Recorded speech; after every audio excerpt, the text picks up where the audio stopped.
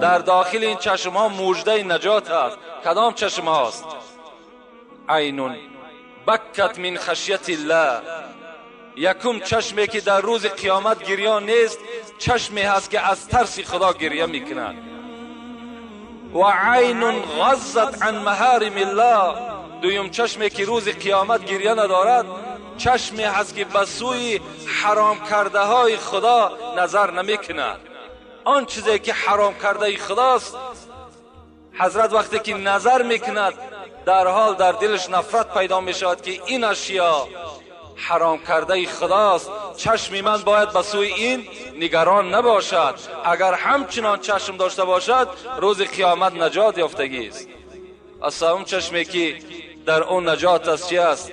عین سهرت فی سبیل الله. پیغمبر خدا گفت چشمی که در پاسبانی راه خدا میگذرد، چشمی که تا سحر از شب که می نشیند تا به سحر در عبادت خدا بیدار است، چشمی که اگر در جهاد باشد تا به روز پاسبانی میکند. این چشم ها چی هستند؟ در روز قیامت گریان نیستند. این چشم ها دیگر عذاب کرده نمیشوند. خوش به حالی و برادرایی که البته همچنان چشم های دارند که از ترس خدا یا حرام کرده های خدا را میبینند رو میگردانند، یا اینکه در راه خدا شبان روزن این چشم ها چی از پاسبان است و بیدار است. اگر هر یک مصرع شعری جنونی را برای شما تحلیل کنیم، باور کنین هر یک جمعه ما و شما کمی میکنند. زیرا در هر یک مصرع شعری حضرت چندین آیت ها، چندین حدیث ها خفته هست.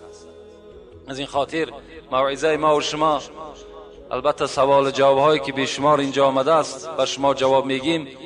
موعظه ای که جمعه پیشین داشتیم در باب زنا بود. از باب زنا میخوام یک 10 یا 15 دقیقه با شما یک صحبتی میکنم. انشاءالله بعداً نیم ساعت دیگر را بحر سوال جواب حواله میکنیم. رسول اکرم میگوید اتقوا الزنا فإن فیه 6 خصال. ای امت مسلمان، از زنا پرهیز کنید، زیرا که در زنا 6 خصلت است. 3 فی الدنیا و 3 فی الاخره. این 6 خصلتی بعد این وعیدهای سخت 3 تاش در دنیا میبینین و 3 تا دیگرش را در آخرت میچشین. و اما التی فی الدنیا، آن 3 چیزی که از حساب زنا بر ما و شما میرسد، رسول الله چی گفتن؟ اول فذهاب و بهاء الوجه. یکم پیغمبر خدا گفتن اون چهره نورانی که در روی امت من است، وقتی که امت من به زنا اگر داده شد، این چهره نورانی از روی او کشیده می شود. در چهره انسان زناکار دیگر نور اسلام باقی نمی ماند. هیچگاه در چهره انسان زناکار از نور اسلامی چیزی باقی نمی ماند. دویم رسول الله چی گفتند؟ دویم معامله بدی که خداوند در دنیا بر او میکند و قصر العمر، خداوند عمر او را کوتاه میسازد. هر کسی که در دنیا زنا میکند خدا عمرش کوتاه بسازد و پیغمبر خدا هم گفتند عمرش کوتاه است. و سوم و دوام الفقر. رسول الله گفتند سیوم چیزی که بر زناکار میرسد، این اصلا دسترخوان اون نان نمیبیند. اگر چند دولت دارد، دولتی او تیز است که خراب میشود. اگرچه با تمام شرایط ها آماده کرده شده هم که باشد، خداوند البته قادر است که همه نعمت از این زناکارش بردارد. زیرا این زناکار به انصاف است. زیرا این زناکار تجاوز در امر خدا کردگی است. با خدا جنجال کرده است، با خدا مبارزه برده است. البته خدای نعمت از او می بردارد. و اما التی فی الاخره، 3 عملی که خداوند در آخرت با زناکارا میکند این چی است؟ اول فسخط الله تعالی. یکم غضب خدا بر بالای این بنده در روز قیامت است و سوء الحساب، سختترین حساب خدا بالای زناکار میگیرد، و عذاب النار. و بعد اینها معامله کردنش خداوند چیکارش میکند؟ خداوند البته وارد دوزخش میسازد. البته این مکافات شخصی هست که در دنیا زنا میکند. شمس الدین ذهبی میگوید در کتابش مکتوبا فی زبور، در کتاب زبور میگد کتابت کرده شده بود این الزنات معلقون بفروجهم فی النار. حضرت میگوید همین زناکارایی که در دنیا زنا میکنند اینها را خداوند در دوزخش از همین فرجهایی که اینها زنا کردن از همین موضعشان اینها را کشال میسازد. خب بعدا چیکار میکند؟ یضربون بالسیاط من حدید، اینها را میگد از همین فرجه هاشون کشال میسازد و با تیاقهای آهنین همان ملائکه های دوزخ اینها را میزنند. فاذا استغاث، وقتی که من الضرب، وقتی که میگد میزنن این زناکار طلب یاردم میکند، ای ملائکه مرا آزار بسیار نده، وجود من در من شد. این ملائکه دوزخ بر این زناکار چی میگفته است؟ میگفته است نادته زبانیه، همین ملائکه دوزخ میگفته است این کان هذا الصوت و انت تضحك و تفرح و تمرح ولا تستحی منه. این ملائکه دوزخ میگفته است این طلب یاردمی که الحال از من میکنی آیا نمیشد که همین طلب یاردم در دنیا میکردی؟ در حالتی که تو زنا میکردی میخندیدی، زنا میکردی راحت میکردی، زنا میکردی معیشت میکردی، ولا تستحی منه، از خدایی که تو را خلق کرد تو از او شرم نکردی، امروز تو با از من یاردم طلب میکنی؟ اینجا جای یاردم نیست دیگه. حضرت موسی گفتن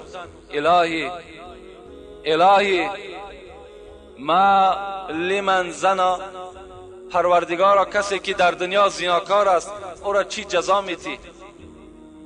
قال الله تعالی البسه درعا من النار لو وزع على جبل شاهق لاصبح رمادا. پیغمبر خدا چی گفتن؟ حضرت موسی گفتن خداوند جواب گفت که من بر زناکار چگونه معامله میکنم؟ یک درعش میپوشانم. درع گفته لباس همون دوزخی‌ها را میگن از آهن است، چنان تفسان است گفت میپوشانمش. اگر همون لباس دوزخی را در بالای کوه از کوههای بلند دنیا اگر بگذارین لاصبح رمادا، قسم به عظمتی خدا که کوه را خاکستر میگرداند. همون لباس زناکار است. لکن از همه ده زنای وزنین ترین پیغمبر خدا با کی گفتن؟ اعظم زنا بالام والاخت و بالمحارم. در باب زنا صحبت ها زیاد است، انشاءالله ما در باب هر یک جمعه من شاید که حدیث های از این تکرار میکنیم. رسول الله گفتن بزرگترین زنا زنای با مادر است و زنای با خواهر و اپه است و زنا با زنی هست که برای تو نکاح و حرام است. این از همه ده وزنین ترین زنا در نزد خدا به حساب می رود. حتی حاکم می گوید و صحح فی حاکم و صحح الحاکم، در صحیح خود حاکم چی میگد؟ من وقع علی ذات محرم فاقتلوه. حضرت گفتن اگر کدام انسانی که اگر با خواهر و اپه و آچه خود وقت زنا کرد با جز کشتن دیگر او را باید یگان راه نداشته باشد، فقط او انسان قتل کردن در کار. امروز در همین زمان ما و شما شنیدیم، با مادرم شنیدیم، با خواهرم شنیدیم، با اپه هم شنیدیم. برای چی؟ برای که ما و شما پیروی سنت پیغمبر خدا نشدیم. برای که ما و شما آن چیزی که پیغمبر خدا به ما و شما سفارش میدهد، من کان یؤمن بالله والیوم الاخر، کسی ایمانی به خدا دارد، ایمانی به روز قیامت دارد، فلا یخلون بامرأة لیس معها محرم الا ثالثهما الشیطان. ببین پیغمبر خدا میگه هیچگاه با زنی که همراه خود یگان محرمش نباشد شما تنها نشینین، زیرا این که سیوم شما شیطان می شود. شما حتی به خواهر خود، به ینگه خود، به خاله و عمه خود که اینا برای شما گرفتنشون حرام است، تنها نشستن شما را پیغمبر خدا اجازت نمیده، زیرا میگه سیوم شما شیطان است، شما را وسواس میکنه. برای چی ما و شما را اسلام امروز رخصت نمیتد فرزندهایی که الک به سین 7 میرسند جاگه های اونا را از خانه جدا کنین، جاگه پدر و مادر جدا باشد، جاگه فرزندها جدا باشند. همه برای همین است. امروز چی یک بیناموسی در ما و شما پیدا شده است. در خانه ما و شما وقتی یک رفیق ما و شما، یک همسایه ما و شما میآید، خدمت دسترخوان ما و شما را زن ما و شما میکند. این در کجاست آخه؟ همین ناموس است. دختری تو، خواهری تو، زنی تو نخواد در رفیق تو بیاد دسترخوان پرتاید.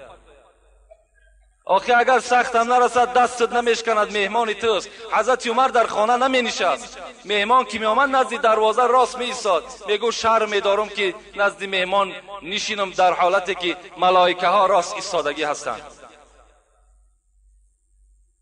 ما و شما می نشیم بعد فرمان میتیم.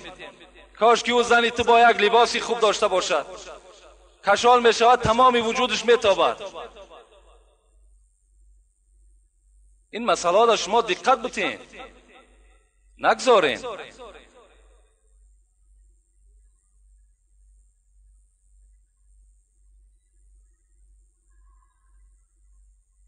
ام سلمه زن پیغمبر خدا بودن.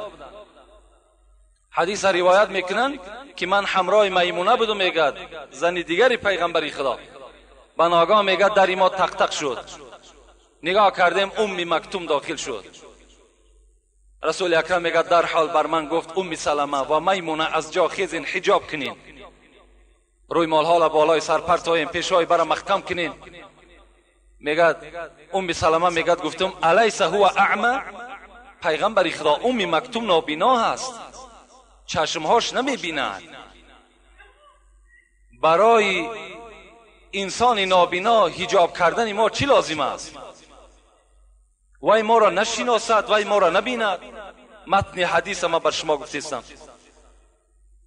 حضرت میگد گفتن ای ام سلمه در اصل ام مکتوم نابینا هست، شما را نمیشناسد، لکن شما نابینا هستین، لکن شما ام مکتوم نمیشناسین. یعنی شما بینا هستین، شما میشناسین. نابسته وای بینا هست، نابینا هست. شما چیکار کنین؟ شما سطر اسلامی را نزد او کس رعایت کنین. برای آدم نابینا رسول اکرم زنهای خود امر به حجاب کردن. امروز آدم بینا میدراید، باز این آدمایی که بعضی هایش که مثال در بعضی خانه مهمان میشود، خدا داناست که مثال وجودی او چگونه است. از این خاطر در این مسئله سخت با دقت باشیم. اگر ما و شما نخواهیم که در بزرگترین زنا یا در پسترین زنا مبتلا شیم، این چیزهایی که از پیغمبر خدا بر شما گفتم رعایت کنیم، انشاءالله ما و شما فردا در زیر بیرق زناکارها سر نمی برداریم. شرمنده باد همون فرزند، همون جوان، همون مسلمانی که فردای قیامت در زیر بیرق زناکارها سر می بردارد. به خدا قسم عمر شما بسیار کوتاه است، شما شرمنده میشین. شما به همین یک چهره خجالتی خودتان، با چشمهای همین شکسته خودتان به طرف رسول اکرم نظر کردن نمیتونین. حرام با چهره شما به سوی پیغمبر. پیغمبر نظر رحمت هم به سوی شما نمیکند.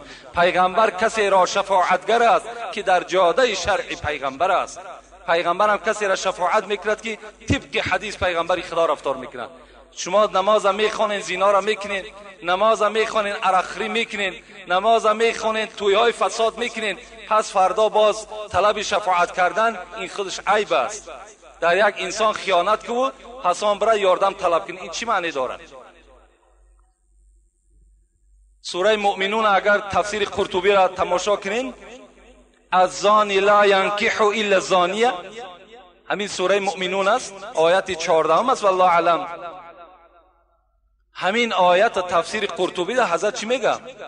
میگه من زنا، کدام مردی که اگر زنا کرد فسخ نکاحه بینه و بین زوجتی، نکاحش بین خودش بین زنش بریده می شود. کدام مردی که اگر در تفسیر قرطبی در تفسیر همین آیتی که الزانیه لا ینکح الا زانیه، در تفسیر همین در تفسیر قرطبی میگد که اگر کدام بچه‌ای که یا کدام زنی که اگر در زنا مبتلا شد در حال نکاح او بریده می شود. هر فرزندی که از اینا میاد همش حرامی هستند. اختیارتون کدام راهش که انتخاب میکنین. آن چیزی که بر من مسئولیت بود در همین 2 جمعه باشم شما رسانیدم. انشاءالله باوری دارم که فردا من در پیشگاه خدا جوابگر نیستم. در همین قومی که البته گوش کردن و شنیدن.